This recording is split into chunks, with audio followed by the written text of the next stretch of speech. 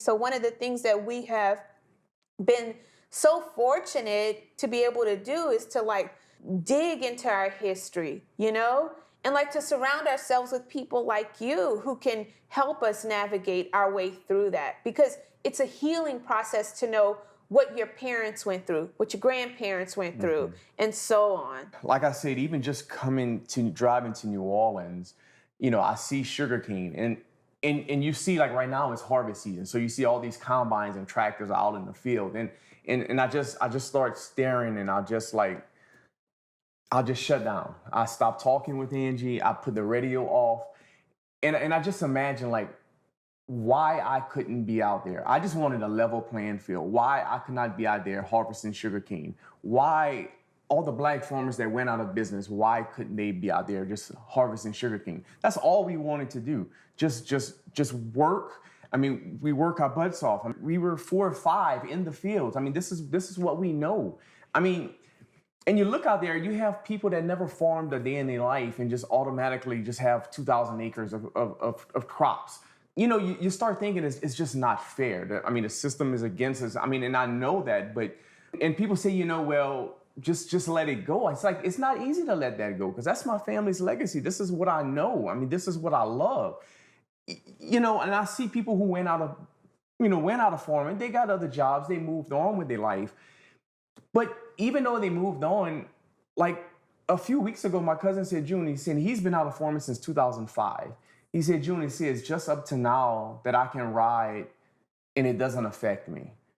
And that's something that I didn't even know. I mean, because, you're just looking at him, he's fine, he moved on. But he said, from 2005, this is the first time in my life that I can pass in front of a sugarcane field and it doesn't affect me. So many families are internally struggling, I think.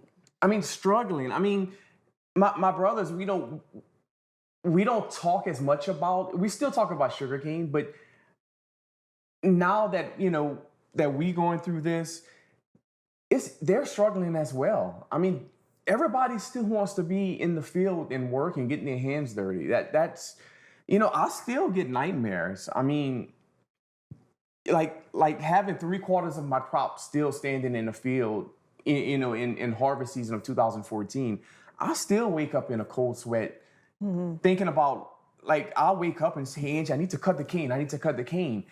So, like, I still feel those things. People that I rented property from, like, calling me and saying, okay, the harvest season is about to get over. I have cane standing. What is going to happen? So I'm still getting nightmares from dealing with landlords, having the crop still standing in the field. I mean, just not being able to farm. I mean, losing property that my grandfather bought, losing our home.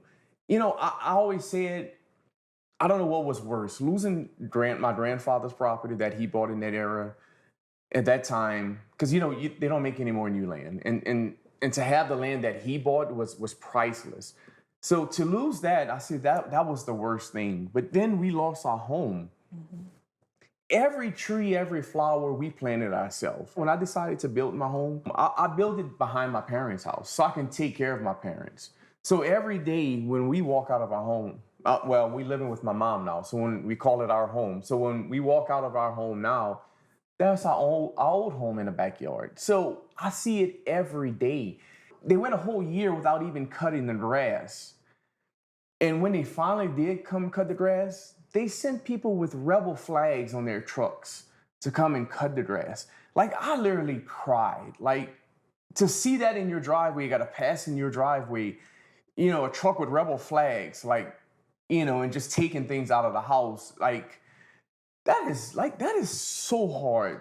I always say that, our biggest sin in humanity is the history of chattel slavery. And we have yet to get over that. We have been, quote unquote, free shorter in time span than we've been enslaved as a history of people.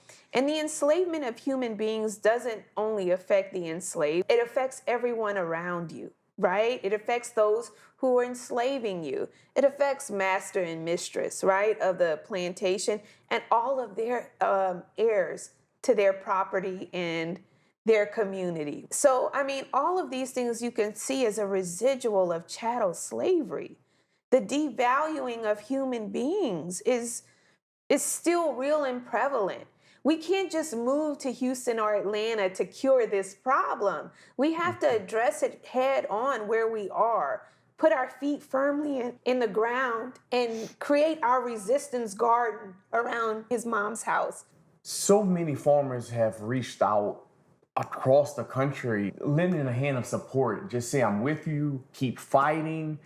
I mean, I even had one farmer, quite a few farmers say, you're like the modern day Tim Pigford, which I take that as a huge compliment because Tim Pigford he should have a statue, I say, because he did so much for Black farmers. And to hear farmers across the country say that, that gives me motivation, for us just to keep fighting, because a lot of farmers, they say, same thing happened to me, but I was too scared to fight, or, some said they had a family to support. And I understand that, but we didn't have any kids. It was easier for us. It was easier to fight because sometimes we went weeks, we couldn't afford to buy a loaf of bread if we wanted to.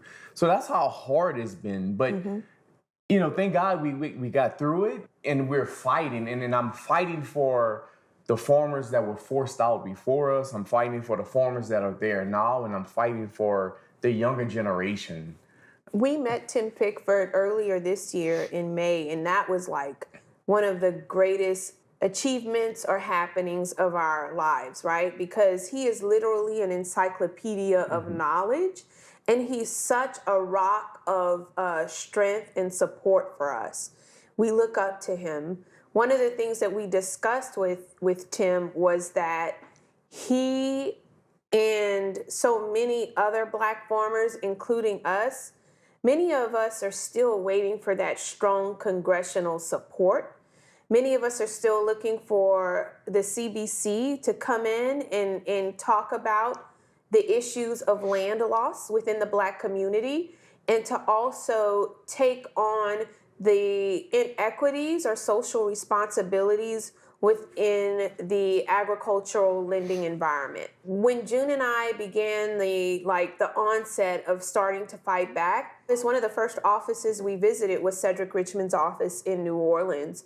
We reached out to behind the scenes with Alma Adams and G.K. Butterfield.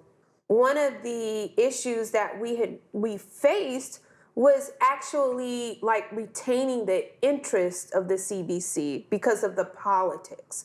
Locally, within the state of Louisiana, our own Congressional Black Caucus started out same way, meeting with representatives and them losing interest in what we were going through. And so many of us as Black farmers are facing that problem. And I think a lot of it surrounds politics. It surrounds the donor class of who is facilitating money and donations to these politicians. And those are things that we really need the ally and support of our representatives, of our own people, to help spearhead this fight to retain what is left of our land and of the Black farming community. We're lucky that we have people like Stacey Abrams in the fight, though, with the Southern Advancement Project. We are hopeful for the future of other politicians and other lobbyists and powers that be to help facilitate the knowledge of what's going on within our rural communities. To get back on Tim Pigford, at his age and all what he went through, he still wants to farm. So, when we have calls sometimes it's an hour, 2 hours long, we talk about tractors and how he still wants to get in the farm. That is unbelievable. And I feel it. I have to farm. That's my calling. And one of the worst things I think you can tell a Black farmer is go do something else. It's too hard for you to farm. Go and do something else. Go and move to a major city, find a job. There are better opportunities there. One of the things that's not discussed is how those emotional ties to where you're from, when you leave that and you're forced away from it, how that affects you and how it affects your community and your family. It's fine to go and seek better opportunity, but if we look back through history, just moving to a major city or someplace doesn't correct the problem. It doesn't stop that historical narrative of oppression, right? And so I think those things we really need to discuss and talk about to overcome.